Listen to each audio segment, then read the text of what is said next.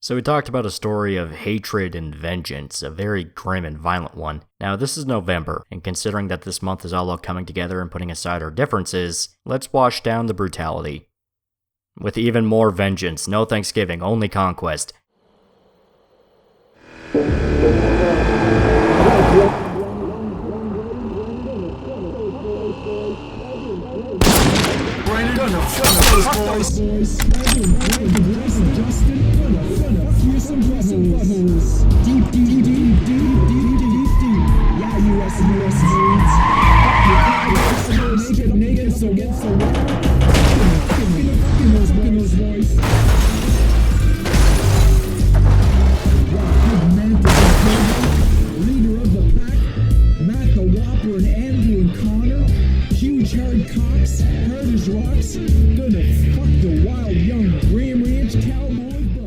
Jokes aside, Terminalist is a fun show. For those unaware, Terminalist is the 2022 miniseries adaptation to the novel written by Jack Carr, created by Chris Pratt, David DeGalo, and Anton Fuqua. The story follows a Navy SEAL lieutenant commander named James Reese who stumbles into a conspiracy after his entire team is killed by a failed mission in Syria. At first, he believes it has to do with a chemical weapons manufacturer him and his team have been hunting for years, but after he survives an attempt on his life back in America, he realizes that the threat might be a domestic one. So Terminalist feels very much inspired by the works of Tom Clancy, if the summary didn't scream it in your ear. A shadowy conspiracy, the emphasis on the military, and the political jabs it uses to criticize the American government, all while still feeling very America fuck yeah in its tone. Now, Jack Carr himself was a former Navy SEAL, and the story clearly puts a lot of focus on building up the SEALs and showing how much it means to the men who join it. It's a pretty romanticized version of the military, emphasizing the loyalty and the brotherhood, so don't go in expecting Generation Kill, where you see that the military is just another blue-collar job where a bunch of dudes make dick jokes until they get to go home. Now, this has moments of levity where Reese and his team banter a bit before shit gets real, but they focus completely on the drama more than anything else. I mean, it's a drama show. Now, full disclosure, I was never in the military, so a lot of this stuff sort of flies over my head. If any actual Navy SEALs are watching, maybe they can clarify how accurate this show is to how legit ones act in real life. Nothing screamed out as being completely unbelievable or anything like that, but I don't know. Also, I never read the book, so any fans who might be watching might be able to spot issues or changes I simply didn't catch. The actual story behind the show was developed is pretty interesting though. Chris Pratt also played a Navy SEAL in the film Zero Dark 30, the dramatic retelling on how they found Osama bin Laden. While on set, he met Jared Shaw, a former real-life Navy SEAL and personal friend of the author Jack Carr. He gave Pratt a copy of Carr's book after he found out about the production company he started. Jack Carr admitted he had Pratt in mind for a potential adaptation and sort of based Reese around him, and was hopeful of selling the rights to a studio. Carr wanted Anton Fuqua to direct, who was also interested, but unbeknownst to them, Pratt was worried about the rights being swiped away, so he entered a bidding war for the project. It was only after realizing he was bidding against Fuqua that they all come together in a partnership to create the series. With that, Amazon Studios decided to pick it up, and that's how you got the show. Now, Anton Fuqua is actually a director I like a lot. He specializes in action movies and has made quite a few damn fun gems. You have Shooter starring Mark Wahlberg, The Equalizer with Denzel Washington, Tears of the Sun with Bruce Willis, Southpaw, though that's way more of a drama compared to the others starring Jake Gyllenhaal. The guy has a lot of movies I'd recommend you all to at the very least sit down and check out. Fuqua clearly loves the fun parts of Hollywood, gun battles, action scenes, fights. He has a lot of passion in these sort of high-octane stories. Not everything he makes is a gem. King Arthur is sort of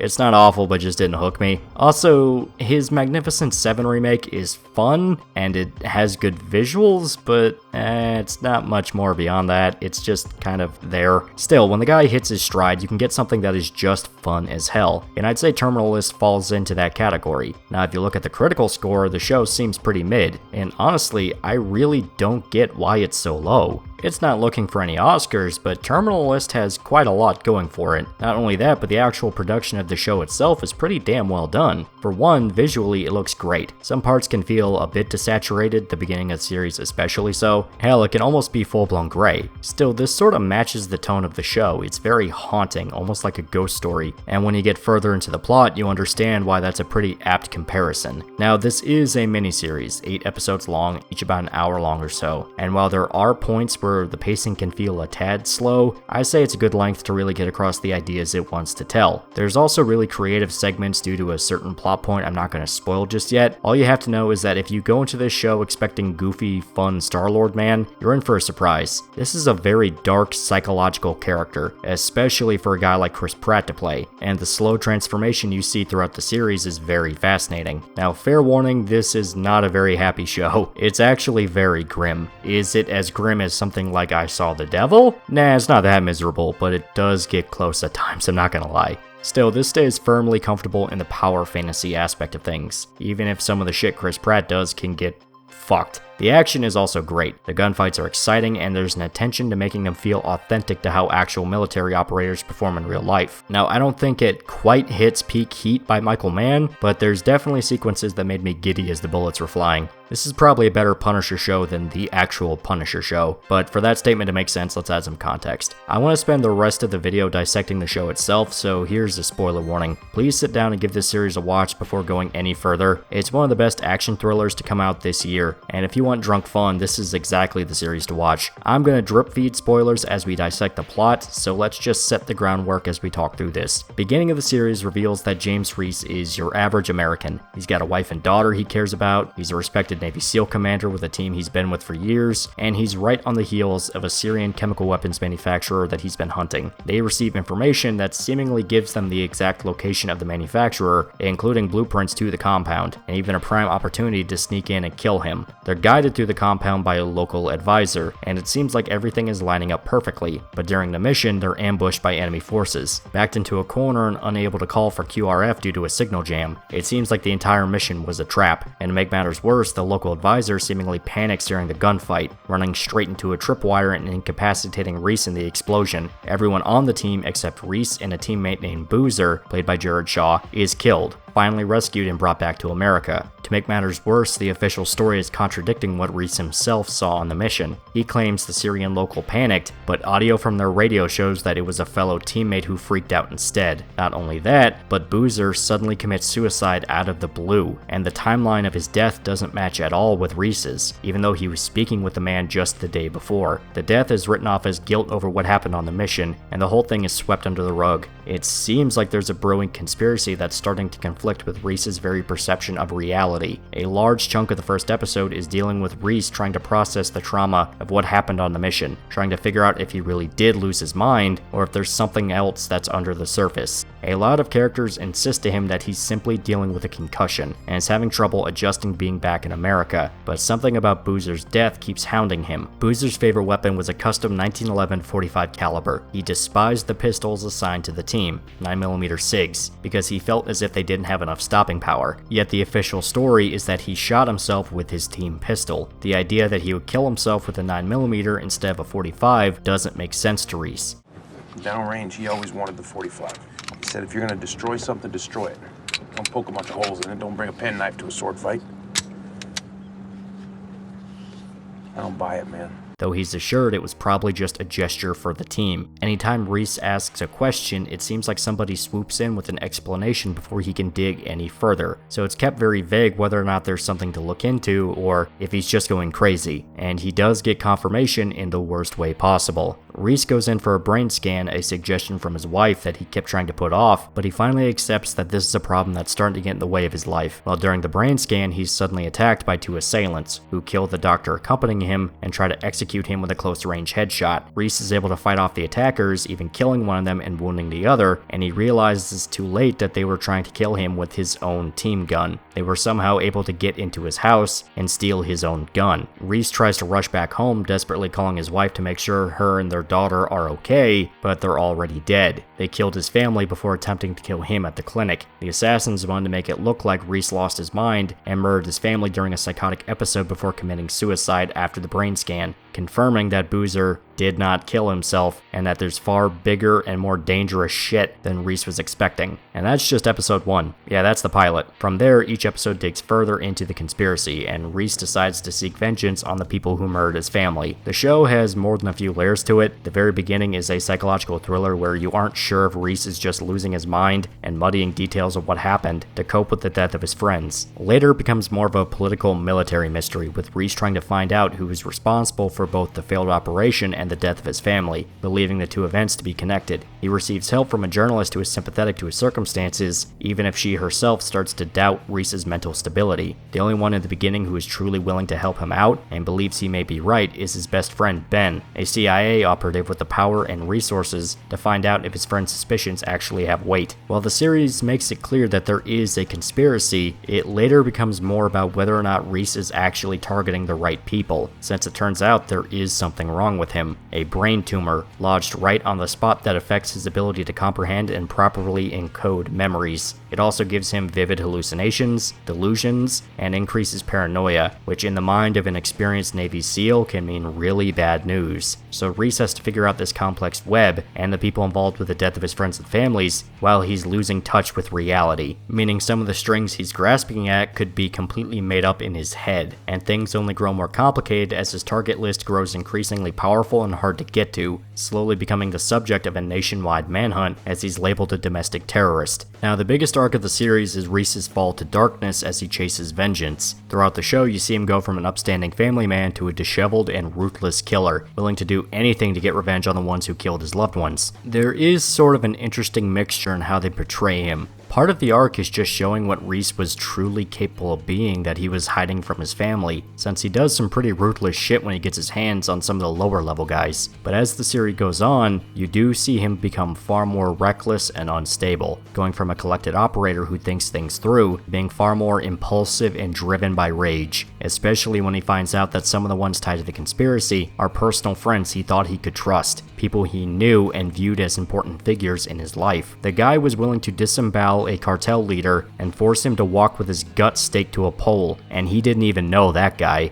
Imagine what he's willing to do to somebody he thought was a friend. Turns out Andy is capable of serious shit if you piss him off. Oh, I guess while you get your medicine, I'll just stroll through the candy aisles, but won't get any. You can buy 2 candies. 2? Other characters in the series sort of work to discover different layers to the conspiracy and show the impact of Reese's rampage. You have the journalist Katie Burnick, who wants to find out what caused the SEAL team to die and bring the possible perpetrators to justice. She's far more of an idealist compared to Reese, who has zero intentions of bringing anybody to a jail cell. You also have the FBI agents investigating Reese and trying to figure out why this apparent war hero suddenly started killing people one day. The Secretary of Defense, who is seemingly on his side and is trying to reform the system to help out military personnel, and the corporate CEO that might have had something to do with the brain tumor that's killing Reese. Each character exposes more information, and by the end you have a full picture of the conspiracy and what the intention behind it all really was. And funny enough, the intent behind everything was actually noble. Steve Horn, the CEO of Capstone Industries, was working with a pharmaceutical expert to develop a drug that could prevent PTSD in soldiers. The animal tests were promising, and the drug was rushed into human testing, specifically on actual soldiers. This is actually way more common than you would think. It's well known in military culture that the government views your body as property, so there's tons of stories of soldiers being used as guinea pigs for experimental drugs. And thanks to technically being government employees under contract, they had to jump through hoops to get any sort of compensation or legal representation. It's a fucking sad rabbit hole. Agent Orange is just the first layer. Reese's team was used as guinea pigs for the drug, under the impression they were receiving standard vitamin shots. Everyone on the team had brain tumors, each and every member, and the botched mission was purposely designed to kill them all and cover the whole thing up, before it comes out that the US government gave an entire unit of Navy SEALs brain tumors through an unethical experiment. Funny enough, killing Reese's family seemed like a completely unintended side effect by some of the conspirators. They simply wanted to kill him and avoid as much noise as possible. Nobody was supposed to look into Reese's death, but Capstone didn't care about collateral damage, and gave him nothing left to live for beyond chasing revenge, thus causing a chain reaction that was impossible to control. The conspiracy is actually pretty grounded, at least in regards to how a story like this usually goes. This isn't some Illuminati group that has every factor thought out. People involved panic at the first sign of trouble. They're all convinced they were the good guy. They had good intentions, it's just they also didn't actually care about the weight of human life. So while they're convinced they did nothing wrong, everyone else calls them out for being complete scumbags. And it says a lot lot about them that they're trying to find ways to fuck each other over instead of legitimately take responsibility for what they did. Even the most delusional characters that are fully convinced they did nothing wrong are still trying to justify and spin what happened to make themselves look better. And funny enough, they're not even that afraid of Reese at first. They're more afraid of the general public finding out about the experiment or getting a visit by the feds. Yeah, the unrealistic part of this series is that federal agencies actually do their jobs and care about people. Political jokes, yay. Don't worry guys, we'll get that damn Andrew Jackson out of office one of these days. I'm not really up to date on politics. Regardless, it takes James literally barging in with a gun before these people understand that they are not untouchable, which once again plays into the power fantasy part of the series, that this guy is capable of getting to this collection of billionaires, crime bosses, soldiers, and politicians. But fuck it. It's fun. The point of the show is you're watching this guy get justice on the ones that ruined his life. Hell, there's multiple points where he's almost like an Old West cowboy, and the whole underdog fighting for what's right vibe is evident. While Reese does some pretty terrible things, he's doing them to people he views as traitors to America and its ideals. He's simply fulfilling his oath of fighting enemies both foreign and domestic. Terminalist clearly holds the military itself in high regard, but has a seething hate for the suits above it and the command, viewing them as cowards who don't actually understand the weight of the responsibility they have, or worse, intentionally perverting that responsibility for their own gain. You can view it as a boomer power fantasy if you want, that the true soldier who cares about the service in America fights off corruption and is a super cool guy, but I don't see why that has to be something to mock or view as inferior. God forbid you get a story where bad guys get punished. Speaking of which, I mentioned before that Terminalist is actually a better Punisher show than the real one that came out on Netflix. Well, this is what I mean. Beat for beat, the two are extremely similar plot-wise. Reese and Frank lose their families thanks to government conspiracies, and they go on a warpath to find the people responsible, learning that the ones they knew and respected from their time in the service were involved and plotted to kill them.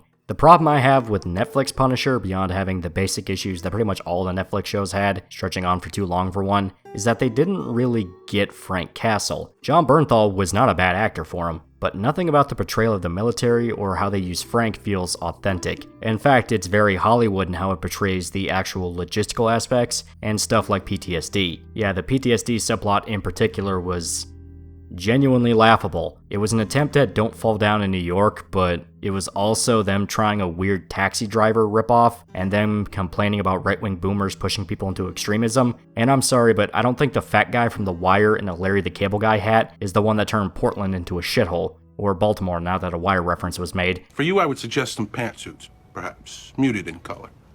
Something to offset Detective Moreland's pinstripe lawyerly affectations and the brash, tweedy impertinence of Detective Freeman.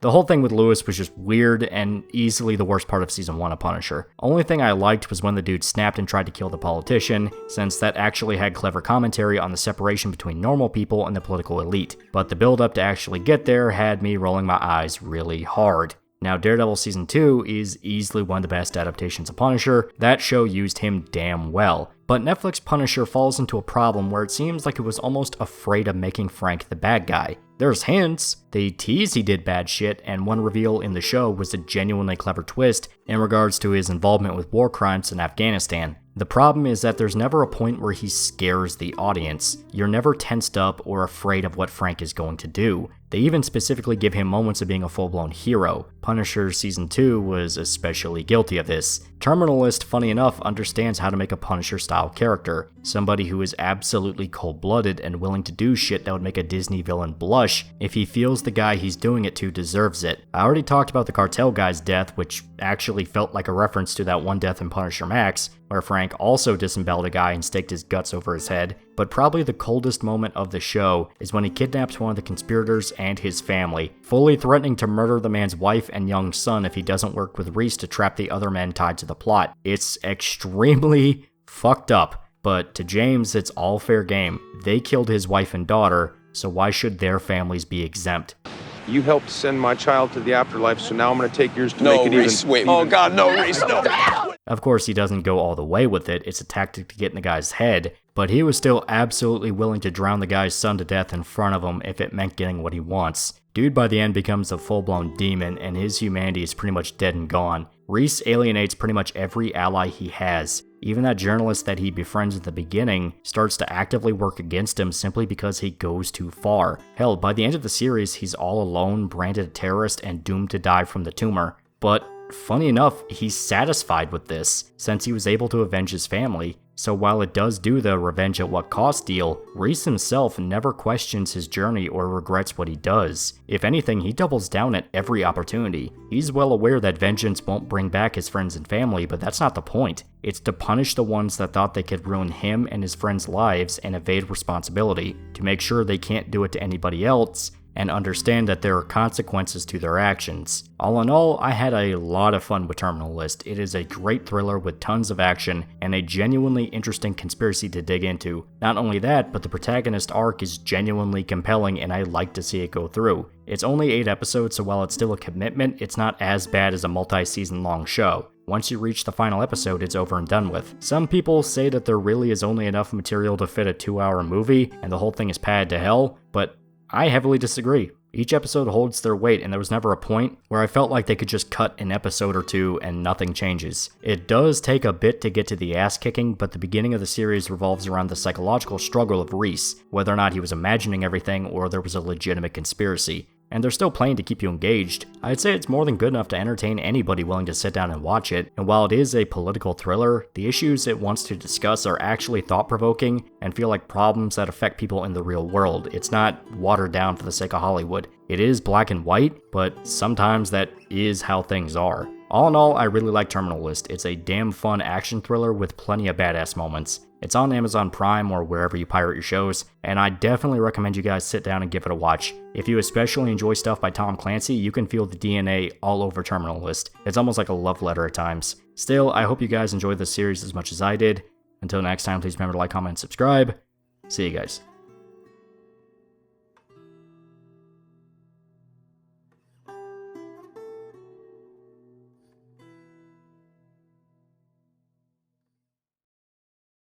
Fuck you!